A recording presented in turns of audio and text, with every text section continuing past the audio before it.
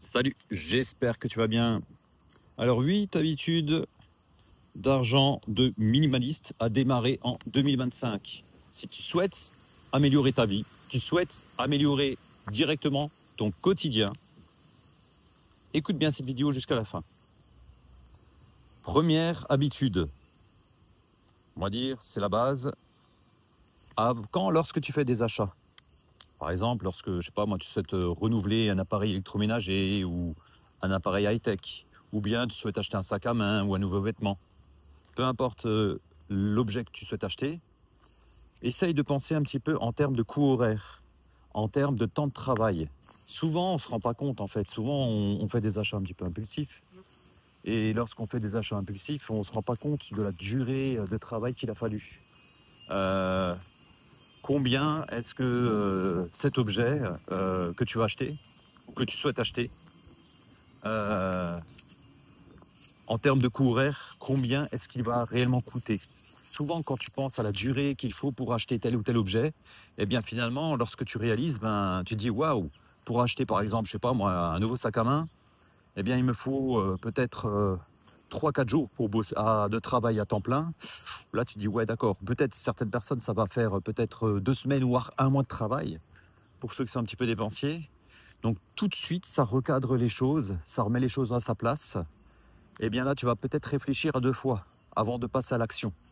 Donc ça peut être une bonne habitude pour chaque achat que tu dépenses, pour chaque achat chaque envie, chaque désir où tu souhaites dépenser de l'argent, à toujours penser un petit peu en termes de coût horaire.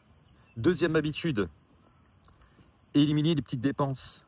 Donc ça c'est pareil, hein, surtout les petites dépenses inutiles qui ne te servent pas à grand chose finalement, hein. Tout ce qui est café le matin, au café du coin, à la boulangerie, pareil que lorsque tu achètes des croissants, tu achètes des petits pains, tout ça tu n'en as pas réellement besoin. Notamment tout ce qui est viennoiserie, c'est sympa de temps en temps, tu vois, pour les occasions. Mais si tu achètes ça régulièrement, tous les jours ou la moitié de la semaine, tu rapportes des petits pains, sincèrement, c'est une perte d'argent. En plus, ça, c'est pas bon pour ta santé, tu vois. Sur le long terme, c'est néfaste. Et puis en même temps, tu vois, si tu fais pas ça, tu vas économiser de l'argent. Donc évite ces petites dépenses inutiles. Pareil, hein, t'es mal organisé, tu fais pas trop la cuisine, donc derrière, qu'est-ce que tu vas faire? T'es fatigué, après une grosse journée de boulot, t'en as marre. Tu vas aller au fast-food, qu'est-ce qui va se passer? Pizza, kebab, hamburger, frites, hamburger, coca. Tout ça, c'est vraiment de la junk food. Donc évite le plus possible, tu vois. Ça, c'est vraiment des trucs inutiles. Pareil pour les jeux mobiles. Évite ces conneries, quoi. Tu vas perdre du temps, c'est chronophage. Laisse tomber. Troisième habitude, se créer un fonds de liberté financière. Ça, c'est très important. Notamment dans ta situation actuelle, actuellement, c'est pas terrible. T'en as marre, t'es stressé à ton boulot, ça te plaît pas. T'as des collègues que tu supportes plus, t'as un chef que tu supportes plus, ou une chef naturellement hein, que tu supportes plus. T'en as marre, t'es vraiment en dépression, t'as des ruminations un petit peu, voilà, tu rumines le soir, t'as des pensées négatives. Eh bien, se créer un fonds de liberté, eh bien, ça peut vraiment tout changer, hein. Notamment si t'hésites, par exemple, pour changer de travail, peut-être t'as d'autres opportunités, et tu te dis, t'as un petit peu peur parce que tu te dis, si ça se passe pas bien, bah, j'ai rien pour me retourner. Au moins, si tu crées un fonds de liberté financière, c'est-à-dire au moins tu mets 6 mois de côté, eh bien là, tu sais que quoi qu'il arrive, tu vas pouvoir tester. Et si ça se passe mal, c'est pas grave. Tu as quand même de l'argent de côté, tu vois. C'est-à-dire que tu vas quand même pouvoir te retourner assez facilement. Donc ça, c'est intéressant, tu vois. Donc là-dessus, c'est à toi de voir. Bonjour. Euh, Quatrième habitude. Donc tout ce qui concerne un petit peu l'alimentation saine. Euh, Ça, c'est important dans le sens où évite tout ce qui est resto, d'entreprise, comme je t'ai dit avant, fast-food. Si tu veux améliorer ton alimentation pour être en forme, pour être en meilleure santé, hein, parce que l'alimentation c'est quand même primordial, il va falloir que tu apprennes à cuisiner. Alors je sais que pour certaines personnes, la cuisine c'est un fardeau, hein, ils détestent cuisiner, c'est vraiment une sacrée corvée, parce que c'est vrai que faire la cuisine, c'est pas forcément donné à tout le monde. Ça mérite aussi des compétences, tu vois, forcément, il va falloir se former, il va falloir apprendre. Et je sais qu'il y a beaucoup de personnes qui ont un emploi du temps hyper chargé, elles n'ont pas le temps. Donc pour essayer de contrer ça, tu vas pouvoir faire ce qu'on appelle un petit peu du batch cooking, hein. C'est-à-dire prendre une matinée dans ta semaine et faire tous tes repas de la semaine dans une matinée. Tu achètes plein de tupperwares en verre, tu consacres 3-4 heures à ta cuisine, voilà, par exemple le dimanche matin ou le samedi matin, et tu prépares tous tes repas pour la semaine. L'avantage en faisant ça, c'est que ça va être beaucoup plus simple pour toi. Tu vas pouvoir manger beaucoup plus sainement. Tu vas faire des économies parce que finalement, tout ce qui est pizza, kebab et ainsi de suite, ben, tu vas les oublier. Ce sera de l'histoire ancienne. Et en même temps, ben, tu auras une meilleure forme au quotidien. 5e habitude, remplacer tout ce qui est jeux mobiles, jeux d'argent, également beaucoup moins d'internet. Toutes les activités en fait qui sont chronophages, les séries, les choses comme ça, les TikTok, les réseaux sociaux, évite. Ou alors réduis vraiment au minimum. D'abord tu concentres-toi pour tout ce que tu as déjà fait à l'époque, tu vois, par exemple, tout ce qui est important pour toi, tes projets qui sont réellement importants. Lire, c'est beaucoup plus intéressant, tu vois, que de regarder une série. Se former pour améliorer sa situation professionnelle, c'est beaucoup plus intéressant que de surfer sur Internet et de scroller sur les réseaux sociaux. Ok ? Donc tout ça, ça peut améliorer ton quotidien, tu vois. Donc tout ce qui est chronophage, c'est-à-dire que lorsque tu te rends sur Internet ou tu fais un jeu vidéo, par exemple, tu vois pas les heures passer.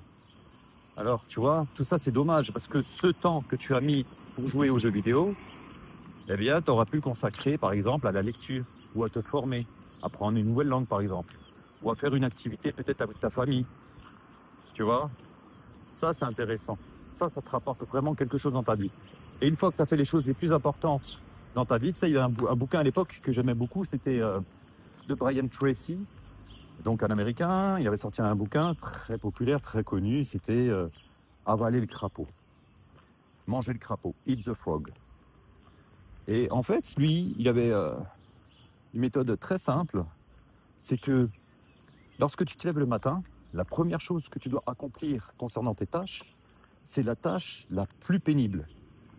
Ou bien la tâche qui va t'apporter le plus de valeur. Tu sais, il y a des tâches comme ça, quand tu te lèves le matin, t'as vraiment pas envie de les faire. Donc ce que tu vas faire la plupart du temps, pour les gens lambda, elles vont tout faire, toutes tes petites tâches annexes, donc c'est-à-dire inutiles. Et qu'est-ce qui va se passer en faisant ça? C'est que le soir, lorsqu'elles vont aller se coucher, eh bien, elles vont se sentir un petit peu déprimées, stressées, parce que la grosse tâche, la tâche réellement qui peut changer les choses dans son quotidien, eh bien, elles ne l'ont pas fait. Donc c'est un petit peu ça, tu vois, la technique d'avaler le crapaud ou manger le crapaud, c'est dès que tu commences ta journée, commencer par la tâche la plus pénible.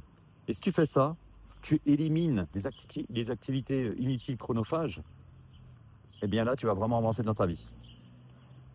Aussi, hein, après, rien ne t'empêche évidemment de regarder de temps en temps des films ou des séries. Une fois que tu as fait le plus important, à ce moment-là, tu vas pouvoir profiter un petit peu et te relâcher. Donc j'en suis. Prochaine habitude, donc c'est... Ah oui, ça c'est important aussi, c'est éviter les mauvaises habitudes de dépenses. C'est-à-dire, voilà, de nos jours, tu te rends bien compte que les publicités t'abondent de produits. Par exemple, même si tu commences à surfer un petit peu sur ton téléphone portable, on va t'envoyer des mails de réduction. Par exemple, hein, très simple, hein, t'as Amazon, Zalando vont te dire du moins 15%, offre exceptionnelle, moins 30%, tu vas recevoir des mails, promotion, code de réduction, etc., etc., etc. Et derrière, qu'est-ce qui va se passer? Eh bien, ça va te tenter.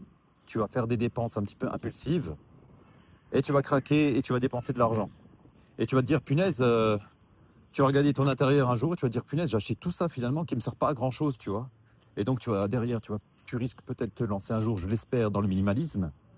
Et tu vas te dire, punaise, tout l'argent que j'ai dépensé pour rien, j'aurais pu investir cet argent, par exemple, en bourse, en immobilier ou ailleurs, tu vois, pour construire ma liberté.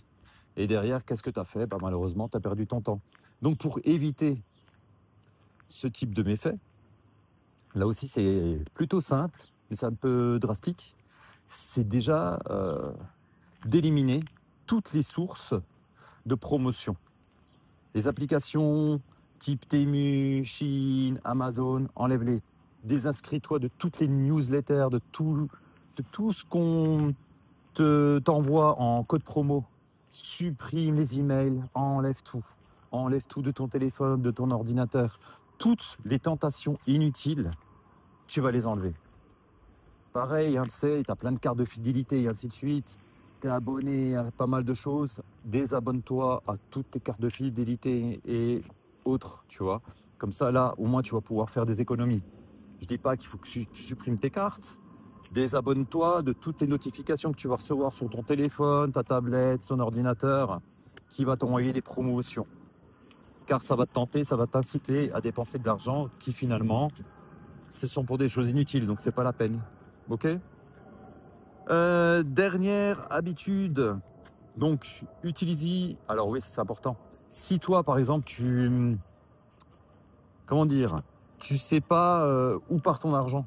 Et la plupart des gens, hein, notamment ceux qui sont super dépensiers, ben voilà, il y a pas mal de sous-sous qui partent et finalement, au milieu du mois, ils sont déjà en découvert. Donc pour éviter ce type de désagrément, il va falloir que tu utilises un outil de budgétisation. Alors là, tu en as pas mal, hein. Et si tu veux pas te prendre la tête, tu fais un simple tableur, hein. Tu peux utiliser Numbers si tu es dans l'environnement Apple, Excel si tu es sur Windows, ou bien Google Sheets. Pareil, tu utilises un tableur, tu fais une petite colonne où tu as les rentrées d'argent, donc les revenus, tu fais une deuxième colonne où tu as les dépenses, et tu fais les additions, les soustractions, tout simplement. Et tu regardes à la fin du mois combien il va te rester. Si tu ne sais pas faire ça, encore plus simple, tu peux demander à ChatGPT, tu peux demander à d'autres AI hein, qui vont pouvoir t'aider justement à le faire. Tu demandes à ChatGPT comment est-ce que je peux faire un outil de budgétisation très simple qui me permette de voir un petit peu qu'est-ce que je dépense tous les mois. Donc il va te dire, voilà, il va falloir que tu lises toutes tes dépenses, fixes notamment dans un premier temps, ton loyer, tes crédits, tes assurances, auto et ainsi de suite.